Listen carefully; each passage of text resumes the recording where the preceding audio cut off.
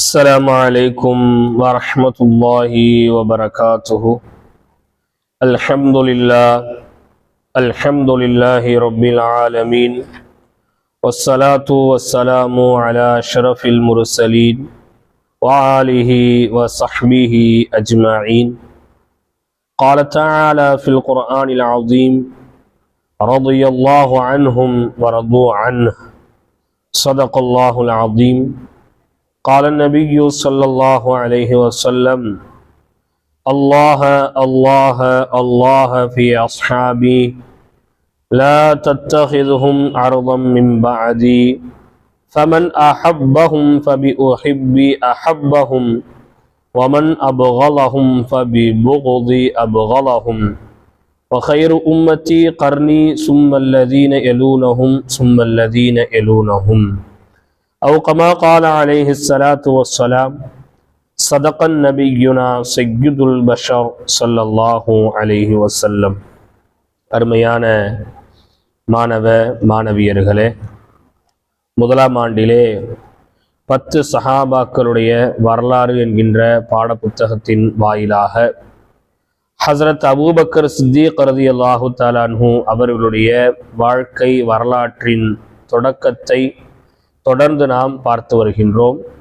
சென்ற பாடங்களில் அபூபக்கர் சித்திக் ரலியல்லாஹு தஆலா அன்ஹு அவர்களின் உருவ தோற்ற அமைப்பு எப்படி இருந்தது, அவர்களின் தந்தை மற்றும் தாயார் எப்படி இஸ்லாத்தை தழுவினார்கள், இன்னும் பொது மன்றங்களில் அபூபக்கர் சித்திக் ரலியல்லாஹு தஆலா அன்ஹு அவர்கள் இஸ்லாமிய பிரச்சாரத்தை எப்படி மேற்கொண்டார்கள், அதன் மூலம் அவர்களுக்கு ஏற்பட்ட விபரீதங்கள், விளைவுகள், இடையூறுகள் என்ன, இன்னும் அபூபக்கர் சித்திக் ரலியல்லாஹு தஆலா அன்ஹு அவர்களின் மனைவிமார்கள் யார் யார், எந்தெந்த மனைவிக்கு யார் யார் பிறந்தார்கள் என்பதை குறித்தான தகவல்களை, வரலாற்று செய்திகளை நாம் தெரிந்து கொண்டிருந்தோம்.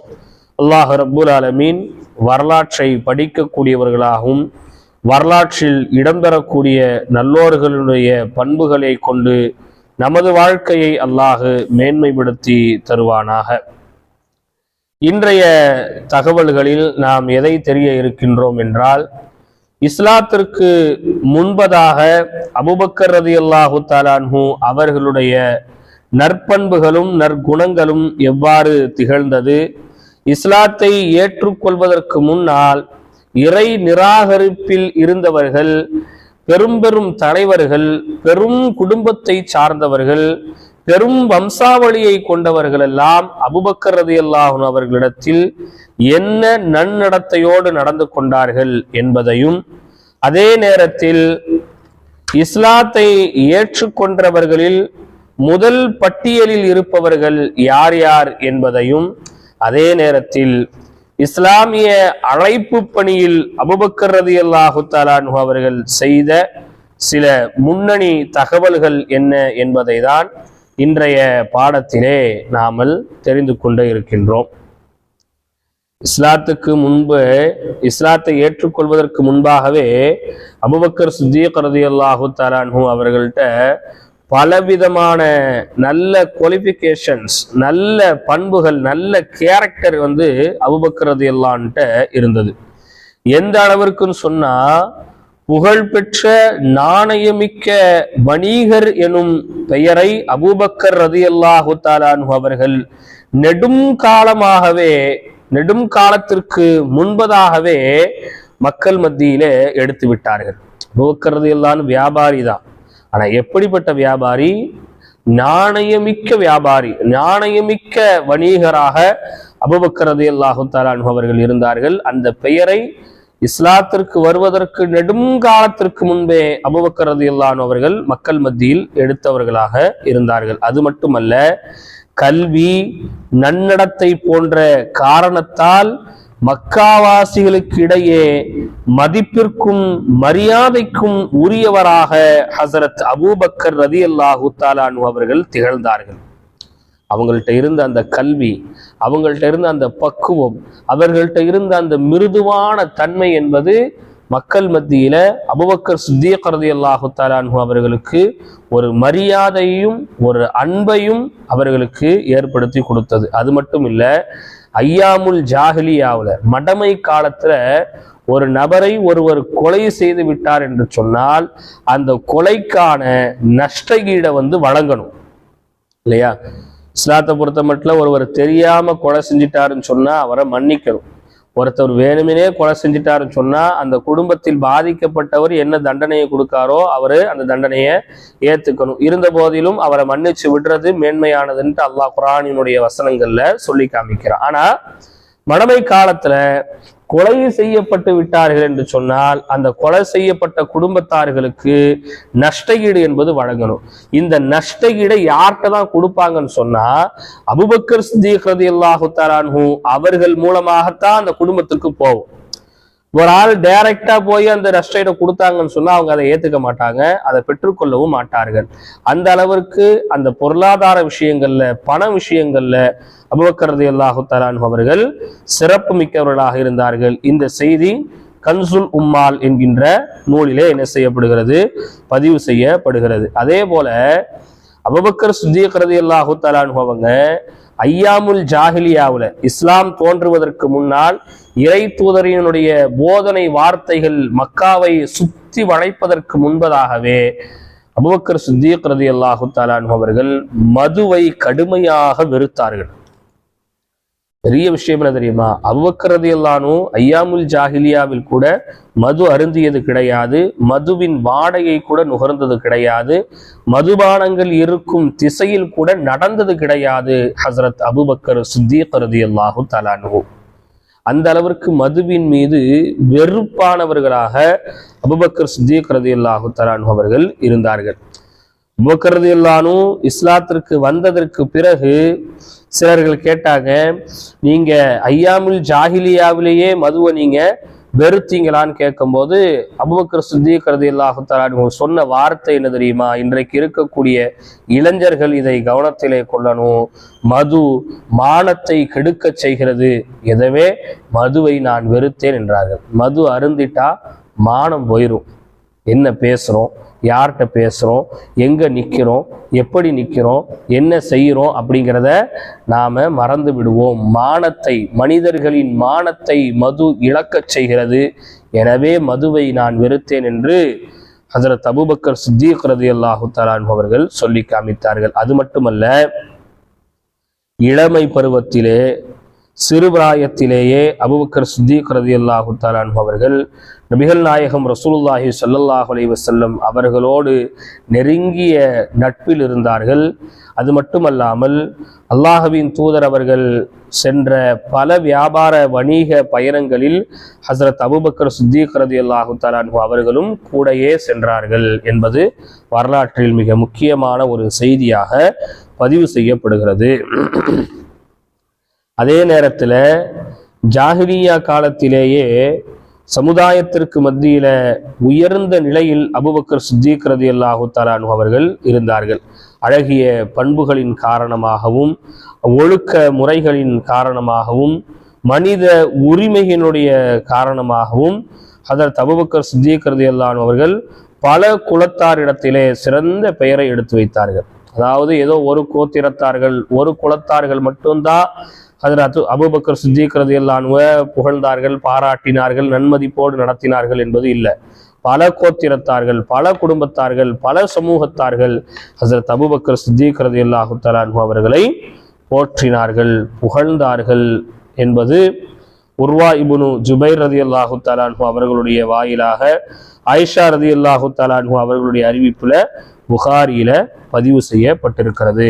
இஸ்லாத்துக்கு முன்பு அப்படிங்கிற அந்த தலைப்பில் வரக்கூடிய அந்த பாடத்தை ஒரு முறை அப்படியே வாசித்து காமிக்கின்றேன். நீங்களும் உங்களுடைய ஆசிரியரிடத்திலே வாசித்து காமியுங்கள். இதில் இருக்கக்கூடிய முக்கிய செய்திகளை நீங்கள் நோட்ஸாக எடுத்து வைங்க. அபூபக்கர் ரலியல்லாஹு ஒரு தலைப்பு போட்டு அதில் அப்படியே மொத்தமாக முதல்ல ஒரு ரஃபா நோட் எழுதுங்க. அபூபக்கர் ரலியல்லாஹுடைய சாப்டர் முடியும் போது அந்த ரஃபா எழுதுனதை ஒரு ப்ராப்பரேஷன் பண்ணி ஒரு வரலாற ஒரு ஆளுக்கு சொன்னா எப்படியெல்லாம் புரியுமோ அப்படி ஒரு ப்ராப்பரேஷன்ல நீங்க அதை என்ன செய்யுங்க, கோர்வை செய்து முடியுங்கள். வாருங்கள், இஸ்லாமிற்கு முன்பு புகழ்பெற்ற நாணயமிக்க வணிகர் எனும் பெயரை அபூபக்கர் சித்தீக் ரலியல்லாஹு அன்ஹு, இங்க வந்து அபூபக்கர் மட்டும்தான் இருக்கு. பெரும்பாலும் இருக்கிறதையே வாசிக்கிறது பாடம் படிப்பதற்கு ஒரு தோதுவாக இருந்தாலும் சஹாபிகளுடைய பெயர் வரும்போது ரலியல்லாஹு அன்ஹு நாம் சொல்ல வேண்டும். ரசூலுல்லாஹின் பேர் வரும்போது ஸல்லல்லாஹு அலைஹி வஸல்லம் என்று நாம் சொல்ல வேண்டும். அதனால அபூபக்கர்னு வர இடத்துல ரலியல்லாஹு அன்ஹுன்னு நாம் என்ன செய்யணும், கண்டிப்பா சொல்லணும். அபூபக்கர் ரலியல்லாஹு அன்ஹு அவர்கள் நெடும் காலம் முன்பாகவே எடுத்திருந்தார். கல்வி நன்னடத்தை போன்ற காரணத்தால் மக்கா வாசிகளுக்கிடையே மதிப்பிற்கும் மரியாதைக்கும் உரியவராக திகழ்ந்தார். அறியாமை காலத்தில் கொலைக்கு பகரமாக கொடுக்கப்படுகின்ற ஈட்டுத் தொகை அபூபக்கரிடம்தான் ரலியல்லாஹு அன்ஹு கொடுத்து வைக்கப்படும். வேறு யாரிடமேனும் அத்தொகை செலுத்தப்பட்டால் குறைஷிகள் ஒப்புக்கொள்ள மாட்டார்கள். கன்சுல் உம்மால். இஸ்லாமை ஏற்றுக்கொண்ட பிறகு மதுவை எந்த அளவிற்கு நிராகரித்தார்களோ அதே அளவு வெறுப்பு ஜாஹிலியா காலத்திலும் மதுவின் மீது அபூபக்கருக்கு ரலியல்லாஹு அன்ஹு அவர்களுக்கு இருந்தது. ஜாஹிலியாவிலுமா தாங்கள் மது அருந்தாமல் இருந்தீர்கள் என ஒருவர் கேட்டபோது, ஆம், மது மனிதனின் மானத்தை இழக்கச் செய்வதை கண்டேன், அதை வெறுத்து விட்டேன் என்றார் அபூபக்கர் ரலியல்லாஹு அன்ஹு. இளமை பருவத்திலேயே அண்ணல் நபிகளார் ஸல்லல்லாஹு அலைஹி வஸல்லம் அவர்களோடு நல்ல தொடர்பும் உறவும் நட்பும் தோழமையும் இருந்து வந்தது. அண்ணலாரின் நெருங்கிய நட்பு வட்டத்திற்குள் அபூபக்கர் ரலியல்லாஹு அன்ஹு அவர்கள் இருந்தார்கள். அண்ணலார் ஸல்லல்லாஹு அலைஹி வஸல்லம் அவர்கள் மேற்கொண்ட பல வணிக பயணங்களில் அபூபக்கரும் உடன் சென்றார். ஜாஹிலியா காலத்தில் சமூகத்தில் உயர்ந்த நிலையை அபூபக்கர் ரலியல்லாஹு அன்ஹு அவர்கள் பெற்றிருந்தார். அழகிய பண்புகள் போற்றத்தக்க ஒழுக்க பண்புகள் போன்றவற்றின் உரிமையாளராக திகழ்ந்தார். ஜாஹிலியா காலத்திலேயே இப்பண்புகளால் அபூபக்கர் பல்வேறு குலத்தாரிடையே பரிச்சயமாக இருந்தார். இஸ்லாமை ஏற்ற பின்பு ஒரு முறை மக்காவை விட்டு புலன்பெயர அபூபக்கர் எண்ணிய போது இப்னு தௌஃபான் திரும்பி அழைத்து கொண்டு வருவதற்கு இப்பண்புகளே அடிப்படை காரணமாக அமைந்தன. உர்வா இப்னு ஜுபைர் வாயிலாக ஆயிஷாவின் அறிவிப்பில் புகாரியில் பதிவு செய்யப்பட்டுள்ளது. அதாவது அபூபக்கர் சித்தீக் ரலியல்லாஹு அன்ஹு பண்பு ஜாஹிலியா காலத்துல நல்ல பண்போடு இருந்தாங்கிறத மீண்டும் மீண்டும் குறிப்பிடுவதற்கான காரணம் என்னன்னா, அந்த ஜாஹிலியா காலம் இஸ்லாம் தோன்றுவதற்கு முன்பு இருந்த அந்த காலம் என்பது மிக கொடூரமான ஒரு காலம். எந்த அளவிற்கு கொடூரமான காலம் சொன்னா, ஒருவருடைய ஒட்டகம் ஒருவருடைய வீட்டில் தண்ணீர் குடித்து விட்டது என்று சொன்னா, ஒட்டகம் எப்படி என் வீட்டுல தண்ணி குடிக்கலாம் என்று இந்த ஒட்டக சண்டையை வம்சாவளி சண்டையாக வாழையடி வாழையாக சண்டை போடக்கூடிய அளவிற்கு வக்கிரக புத்தி கொண்டவர்களாக இருந்தார்கள். யாரும் யாரையும் நன்மதிப்போடு நடத்த மாட்டார்கள். யாரும் யாரோடும் நல்ல வார்த்தைகளை பேச மாட்டார்கள். யாரும் யார் மீது இறக்கப்படவும் மாட்டார்கள். யாரும் நியாயமாக நடந்து கொள்ள மாட்டார்கள். இப்படி இருந்த ஒரு காலத்திலேயே அபூபக்கர் ரலியல்லாஹு அன்ஹு நல்ல பண்பும் நற்குணங்களும் உயர்ந்திருந்தது. அதனாலதான் இஸ்லாத்தை ஏற்றுக்கொண்ட ஆரம்ப காலகட்டங்கள் அபூபக்கர் ரலியல்லாஹு அன்ஹு மக்காவை விட்டு வேற ஊருக்கு போயிடலாம் அப்படின்னு நினைச்சுக்கிட்டு இருக்கும் போதே இப்னு தௌஃபான் சொல்லக்கூடியவர் அபூபக்கர் ரலியல்லாஹு அன்ஹு அப்படியெல்லாம் போகக்கூடாது, நீங்க ஊர்ல தான் இருக்கணும்னு சொல்லி அபூபக்கர் ரலியல்லாஹு அன்ஹு ஊர்லயே என்ன செஞ்சாங்க, இருக்க வைத்தார்கள். இந்த செய்தி புகாரியில பதிவு செய்யப்பட்டிருக்கிறது. சரி, இப்ப இஸ்லாமை ஏற்றல். இப்ப எப்படி இஸ்லாமை நபி ஸல்லல்லாஹு அலைஹி வஸல்லம் அவங்கள்ட்ட இருந்து ஹஸரத் அபூபக்கர் சித்தீக் ரலியல்லாஹு அன்ஹு ஏற்றுக்கொண்டாங்க. அதாவது ஆரம்ப காலகட்டங்கள்ல நபி ஸல்லல்லாஹு அலைஹி வஸல்லம் அவர்கள் இஸ்லாத்தை பற்றியும் இறைவனுடைய அந்த தூதரினுடைய மகத்துவத்தை பற்றியும் இறை வார்த்தைகளை பற்றியும் ஆரம்ப காலகட்டத்துல முதல் விஷயமாக தன்னுடைய தோழர்களுக்கும் தன்னுடைய நெருங்கிய குடும்பத்தார்களுக்கு மட்டும்தான் நபி ஸல்லல்லாஹு அலைஹி வஸல்லம் அவங்க எடுத்து சொன்னாங்க. எடுத்த உடனே எல்லார்ட்டையும் அந்த பிரச்சாரத்தை ரசூலுல்லாஹி ஸல்லல்லாஹு அலைஹி வஸல்லம் அவங்க அதிபயங்கரமாக என்ன செய்யல, பரப்பல. முதல்ல நெருங்கிய உறவினர்கள் அப்புறம் நெருங்கிய நண்பர்கள்ட்ட இருந்து தான் என்ன செஞ்சாங்க, கொஞ்சம் கொஞ்சமாக தான் அதை கொண்டு போனாங்க. அப்படி கொண்டு போனதுல ஆண்கள்ல முதன்மையாக இஸ்லாமை ஏற்றுக்கொண்டவர்கள் ஹஸ்ரத் அபூபக்கர் சித்தீக் ரலியல்லாஹு தஆலா அன்ஹு அவர்கள். பெண்களில் முதன்மையாக இஸ்லாத்தை ஏற்றுக்கொண்டவர்கள் அன்னை ஹதீஜா ரலியல்லாஹு தஆலா அன்ஹா. பருவமடையாத சிறுவர்களில் முதன்மையாக இஸ்லாத்தை ஏற்றுக்கொண்டவர்கள் ஹஸ்ரத் அலி இப்னு அபி தாலிப் ரலியல்லாஹு தஆலா அன்ஹு. அடிமைகளில் முதன்மையாக இஸ்லாத்தை ஏற்றுக்கொண்டவர்கள் ஸெய்த் இப்னு சாபித் ரலியல்லாஹு தஆலா அன்ஹு. இவங்கெல்லாம் அந்த இஸ்லாத்தை ஆரம்ப காலகட்டங்களிலேயே ஏற்றுக்கொண்டவர்கள். முதல்ல ஆனா இஸ்லாத்தை ஏற்றுக்கொண்டது ஆண்கள், பெண்கள், சிறுவர்கள், அடிமைகள் சொல்லி முதல்ல நம்ம ஒரு வரிசை வைக்கிறோம் இல்லையா. இதுல எல்லாத்துலயும் முதல்ல யார் இஸ்லாத்தை ஏற்றுக்கிட்டாங்கன்னு சொன்னா ஹஸ்ரத் அபூபக்கர் சித்தீக் ரலியல்லாஹு தஆலா அன்ஹு அவர்கள் தான் என்ன செஞ்சாங்க, ஏற்றுக்கொண்டார்கள். அதனாலதான் இஸ்லாத்தினுடைய அந்த ஆரம்ப காலகட்டங்கள்ல யாரெல்லாம் இஸ்லாத்துல இருந்தாங்க அப்படிங்கிறத கவி பாடக்கூடிய ஹஸ்ஸான் இப்னு சாபித் ரலியல்லாஹு தஆலா அன்ஹு அவங்க ஒரு கவிதையில சொல்லி காமிப்பாங்க.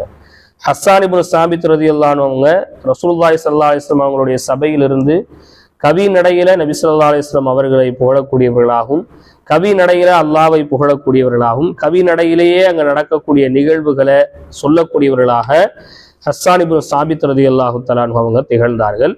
அந்த ஹஸ்ஸான் இப்னு சாபித் ரலியல்லாஹு தஆலா அன்ஹு அவங்க ஒரு காலகட்டத்துல நடந்த செய்தியை கவிதை வடிவுல சொல்லும் போது, இறை தூதரோடு 5 அடிமைகளும் 2 பெண்களும் அடிமையல்லாத ஆண்களில் அபூபக்கரும் மட்டுமே இருக்க கண்டேன் என்று ஒரு கவிதையை என்ன செஞ்சாங்க, படிச்சாங்க. அந்த கவிதையை அம்மார் இப்னு யாசிர் ரலியல்லாஹு தஆலா அன்ஹு அவங்க சொல்லக்கூடியது சஹீஹுல் புகாரியில பதிவு செய்யப்பட்டிருக்கிறது.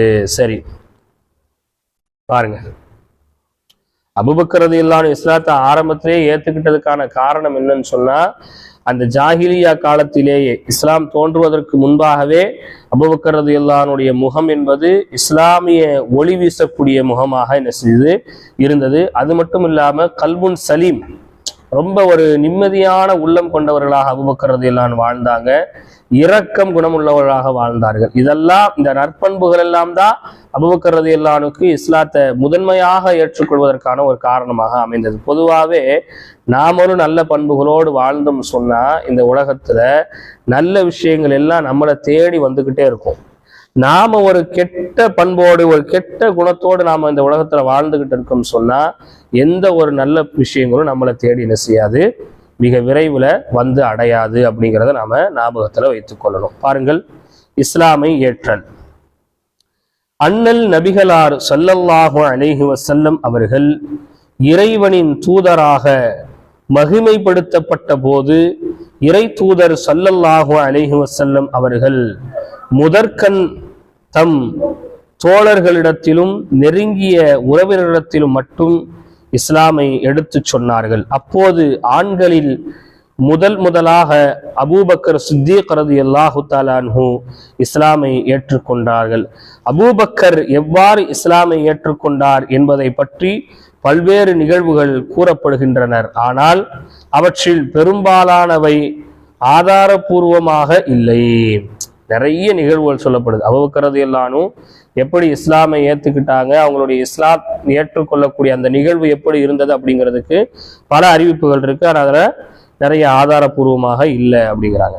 உண்மை நிலவரம் என்னவெனில், அபூபக்கர் சித்தீக் ரலியல்லாஹு அன்ஹு இயல் மனோநிலை கொண்ட அல் கல்பு சலீம், தூய மனிதர்களில் ஒருவராக விளங்கினார். ஜாஹிலியா காலத்திலேயே அவருடைய அகத்தில் சுடரொளி எரிந்து இருந்தது காரணமாக இருந்தது. சரியா? அப்போ ஜாஹிலியா காலத்திலே அவங்களுடைய முகத்துல அந்த சுடர் ஒளி, அந்த ஈமானின் பிரகாசம் என்பது இருந்தது. குறிப்பிட்டு சொல்வதாக இருந்தால், இஸ்லாமிய நன்னெறியை முதலில் ஏற்ற ஹதீஜா ரலியல்லாஹு தஆலா அன்ஹு அவர்களும், ஆண்களில் முதலாவதாக அபூபக்கர் ரலியல்லாஹு தஆலா அன்ஹு அவர்களும் பருவமடையாத சிறுவர்களில் முதலாவதாக அலி ரலியல்லாஹு தஆலா அன்ஹு அவர்களும், அடிமைகளில் முதலாவதாக ஸைத் இப்னு சாபித் ரலியல்லாஹு தஆலா அன்ஹு அவர்களும் திகழ்கின்றார்கள். ஆனால் ஆய்வுக்கண் கொண்டு உற்று நோக்கினால் முதலில் இஸ்லாமை ஏற்றுக்கொண்ட தூய ஆன்மாவாக அபூபக்கர் ரலியல்லாஹு தஆலா அன்ஹு அவர்களே திகழ்கின்றார்கள். நபித்தோழர் கவிஞர் ஹஸ்ஸான் இப்னு சாபித் ரலியல்லாஹு தஆலா அன்ஹு தம்முடைய ஒரு கவிதையில் இக்கருத்தை வெளிப்படுத்துகின்றார்கள். இஸ்லாமின் ஆரம்ப காலகட்டத்தில் இறை தூதரோடு 5 அடிமைகளும் 2 பெண்களும் அடிமையல்லாத ஆண்களில் அபூபக்கரும் மட்டுமே இருக்க கண்டேன் என்கின்றார் அம்மார் இப்னு யாசிர் ரலியல்லாஹு தஆலா அன்ஹு அவர்கள் அறிவிக்கின்றார்கள். சஹீஹுல் புகாரி.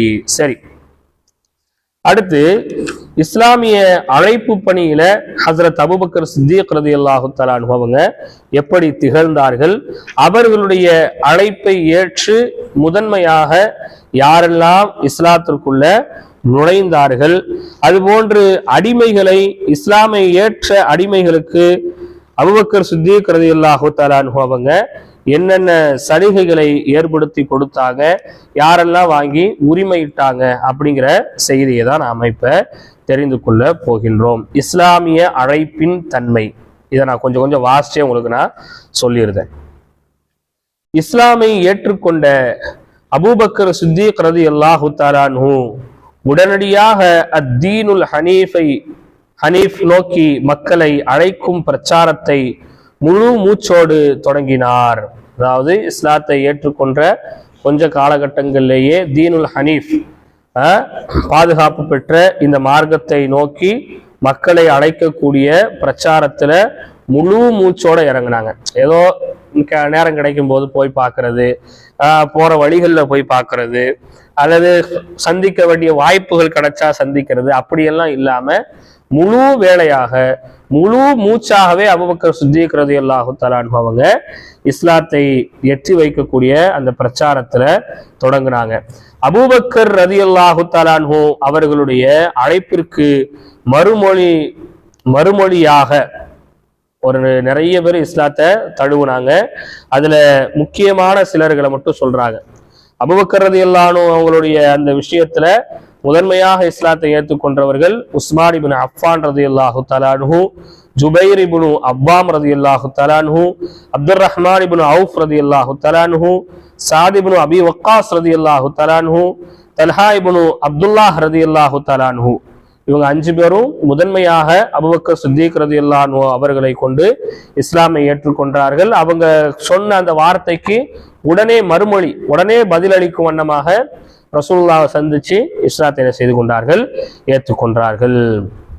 போன்ற முன்னணியில் முதல் வரிசையில் அஸ்ஸாபிகூன் அவ்வலூன் பிரிவை சார்ந்த பல சஹாபாக்கள் முஸ்லீமாக மாறினார்கள். அல்லாஹ் குர்ஆன்ல அஸ்ஸாபிகூனல் அவ்வலூன மினல் முஹாஜிரீன வல் அன்சார் அப்படின்னு சொல்றானா இல்லையா? அந்த அஸ்ஸாபிகூனல் அவ்வலூன் முதல் வரிசையில் இருக்கக்கூடியவர்கள், அந்த முதல் வரிசையில் இருக்கக்கூடிய பல சஹாபாக்கள் அபூபக்கர் சித்திக் ரலியல்லாஹு தஆலா அன்ஹு அவர்களுடைய பேச்சை கேட்டும் அவர்களுடைய பிரச்சாரத்துக்கு இணங்க அவர்களுடைய பிரச்சாரத்திற்கு மறுமொழி கூறும் வண்ணத்துல இஸ்லாத்தை என்ன செய்து கொண்டார்கள், தழுவி கொண்டார்கள்.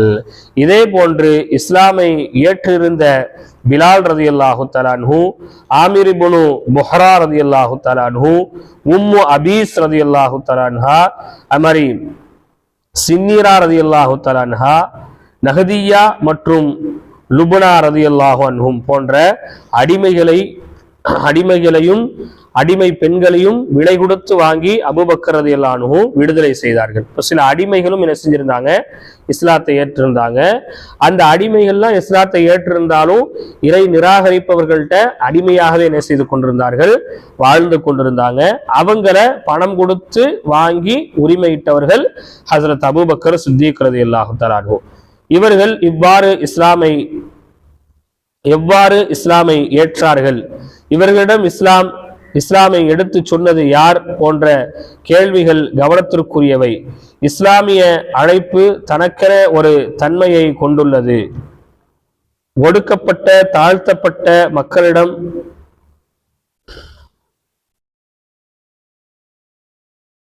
நேரடியாக சென்று அது அழைப்பை வைப்பதற்கும் முக்கியத்துவம் அளிக்காமல் ஒடுக்கப்படுவோர்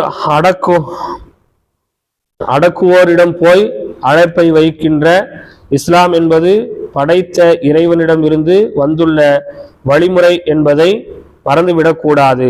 அடக்குவது என்பது இறைவனுக்கு உரிய அதிகாரம். இறைவனுடைய அதிகாரத்தை கையில் எடுத்துக் கொள்பவர்களை அநியாயக்காரர்களிடமிருந்து அவர்களிலிருந்து இறைவனுடைய உரிமைகளை மீட்கும் பணியில் இஸ்லாம் இருக்கிறது. அப்போது Usman ibn al Maloon, Abu Ubaidah ibn Jarrah, Abu Salama, Khalid ibn Zaid, Saeed ibn Aas போன்றவரும் அபூபக்கர் ரலியல்லாஹு அடிச்சுவட்டை பின்பற்றி இஸ்லாமிய வட்டத்திற்குள் நுழைந்தார்கள். இஸ்லாமிய வானின் மறையாமல் நின்று சுடரொளிக்கும் விண்மீன்கள் இவர்கள் யாவரும். இவர்களுக்கிடையே உயர்ந்த நோக்கினால் தகத்தகக்கும் கதிரவனாக அபூபக்கர் சித்திக் ரலியல்லாஹு தஆலா அவர்கள் ஜொலிப்பதை காண முடிகிறது. ஒரு நிமிஷம் அப்படியே இருங்க. மன்றத்தில் வைத்து பொது அழைப்பு விடுத்ததோடு இல்லாமல்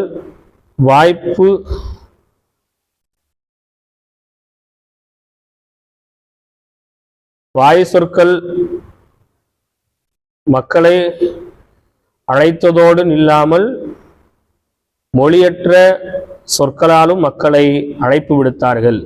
தன் பண்புகளால், பழக்க வழக்கங்களால், ஆன்மீக வலிமையால் மக்களுடைய உள்ளங்களின் மீது அகத்தின் மீதும் தீவிர தாக்கத்தை ஏற்படுத்தினார்கள். சரி, அதாவது இடையில ஒரு செய்தியை சொல்றாங்க. என்ன செய்தின்னு சொன்னா, இஸ்லாம் இந்த அழைப்பு பணிகளை மேற்கொள்வதற்கு தனக்குன்னு ஒரு தன்மையை வைத்திருக்கு. என்ன தன்மை அப்படின்னு சொன்னா, இஸ்லாம் என்பது ஒடுக்கப்பட்டவர்கள், அடக்கப்பட்டவர்கள், அடிமைப்படுத்தப்பட்டவர்கள், தாழ்த்தப்பட்ட மக்களுக்கு நேரடியாக இஸ்லாம் என்பது போய் சேர்ந்தது. அது மாதிரி செல்வந்தர்களுக்கு, அடக்கு முறையை கையாளக்கூடியவங்களுக்கு, மக்களை அடிமைப்படுத்தி வைத்தவங்களுக்கு போரின் மூலமாக, ஒரு கண்டிப்பின் மூலமாக இஸ்லாம் என்ன செஞ்சு போய் சேர்ந்தது. காரணம் என்னன்னா, அடக்குவது, ஆட்சி புரிவதுங்கிறது அல்லாஹ்வினுடைய பண்பாக இருக்கிறது. அது அல்லாஹ்வினுடைய உரிமையாக இருக்கிறது. இப்ப அல்லாஹ்வினுடைய உரிமையை தன்னுடைய உரிமையாக எடுத்துக்கொள்பவங்களுக்கு அதிகாரப்பூர்வமாகவே இஸ்லாத்தை என்ன செய்ய வேண்டியிருந்துச்சு, சொல்ல வேண்டிய சூழல் இருந்தது. அதே மாதிரி அபூபக்கர் சித்திக் ரலியல்லாஹு தஆலா அன்ஹு அவங்களுடைய அந்த அடிச்சுவட்டை பின்பற்றி தான் உஸ்மான் இப்னு மல்ஊன் ரலியல்லாஹு தஆலா அன்ஹு அவங்க, அபு உபைதா இப்னு ஜர்ராஹ் ரலியல்லாஹு தஆலா அன்ஹு அவங்க, அபு சலமா அவங்க, ஹாலித் இப்னு சயீத் ரலியல்லாஹு தஆலா அன்ஹு அவங்க, இப்னு ஆசிப் ரலியல்லாஹு தஆலா அன்ஹு இவங்க எல்லாம் அபூபக்கர் ரலியல்லாஹு அன்ஹுடைய அடிச்சுவடுகளை பின்பற்றி தான் என்ன செஞ்சாங்க, இஸ்லாத்துக்குள்ள நுழைந்தார்கள். இவர்கள் எல்லாம் வானில் ஒளிரக்கூடிய நட்சத்திரங்களாக இருக்கின்றார்கள். இவர்களை எல்லாம் ஒளி ஒளியை கொடுக்கக்கூடிய சந்திரனாக, கதிரவனாக அபூபக்கர் சித்திக் ரலியல்லாஹு தஆலா அன்ஹு அவர்கள் திகழ்கின்றார்கள். ஏன்னா இவங்களை வச்சுதான் இஸ்லாத்துக்குள்ள நிறைய பேர் நுழைந்தார்கள். அது மட்டுமல்ல, அபூபக்கர் ரலியல்லாஹு அன்ஹு பொது மன்றங்கள்ல பேசினது, வாய் வழியா மக்கள்கிட்ட இஸ்லாத்தை சொன்னது, அதோட மட்டும் நிப்பாட்டாம தன்னுடைய பண்புகளாலும் தன்னுடைய பழக்க வழக்கங்களாலும் மக்களுக்கு மத்தியில தீவிர ஒரு தாக்கத்தை அபூபக்கர் சித்திக் ரலியல்லாஹு தஆலா அன்ஹு அவங்க ஏற்படுத்தினார்கள். எந்த அளவுக்கு தாக்கத்தை ஏற்படுத்துறாங்கன்னு சொன்னா, தன்னுடைய வீட்டு திண்ணையில ஒரு சிறு பள்ளிவாசலை உருவாக்கி இருந்தார்கள். உள்ளச்சத்தோடு பயபக்தியோடும் ஐப்புலன்களை ஒடுக்கிய நிலையில் அத்திண்ணையில் நின்று ஓர் இறைவனை வணங்கி வழிபடுவார்கள். மிகவும் மெல்உள்ளம் கொண்டவராக அபூபக்கர் இருந்தார்.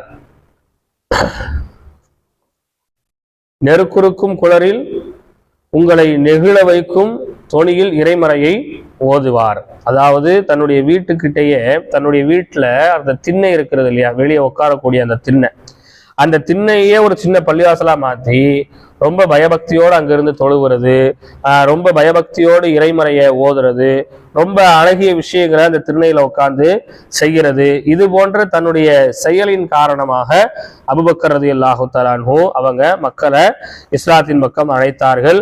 இஸ்லாத்தின் மீது உண்டான பார்வையை அபூபக்கர் ரலியல்லாஹு தஆலா அன்ஹு அவங்க அதிகப்படுத்தினாங்க. அதுபோல அழுகின்ற குரலிலே குர்ஆனை படிப்பது, சுற்றி நின்று எல்லாரும் கவனிக்கக்கூடிய அளவிற்கு தங்களுடைய அந்த செயல்களை அபூபக்கர் சித்தீக் ரலியல்லாஹு தஆலா அன்ஹு அவங்க அமைத்து கொண்டார்கள் என்கின்ற செய்தி புகாரியில பதிவு செய்யப்படுகிறது. இன்ஷா அல்லாஹ் அடுத்த வாரங்களில் மக்கா வாழ்க்கையில் அபூபக்கர் சித்தீக் ரலியல்லாஹு தஆலா அன்ஹு அவர்கள் எப்படி இருந்தார்கள் என்கின்ற செய்தியை நாம பார்ப்போம். அந்த மக்கா வாழ்க்கை என்கின்ற அந்த தலைப்பு தான் கொஞ்சம் பெரிய தலைப்பாக என்ன செய்யும் போகும். அல்லாஹ் ரப்புல் ஆலமீன் வரலாற்றை படித்து வரலாற்றில் இருப்பதை போன்று வாழக்கூடிய நற்பயனையும் உயர்ந்த பாக்கியத்தையும் நம் அனைவருக்கும் தருவானாக. அஸ்ஸலாமு அலைக்கும் வரஹ்மத்துல்லாஹி வபரகாத்துஹு.